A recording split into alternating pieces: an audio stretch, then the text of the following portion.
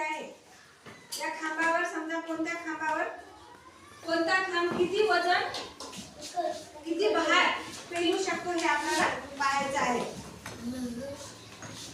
तर आता सुरुवातीला आपण या त्रिकोणी आकारावर ठेवू.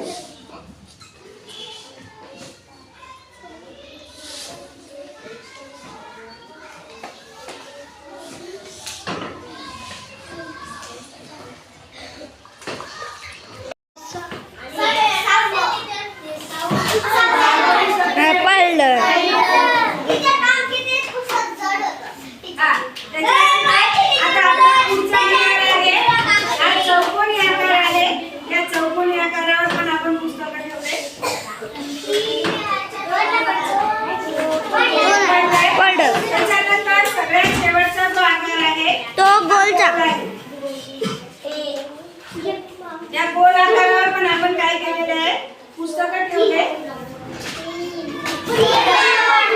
म्हणजे आपलं हे गॅसचा वजन काटा म्हणजे आकार किती पेलू शकते भारी आपण काढली पाहिजे आहे.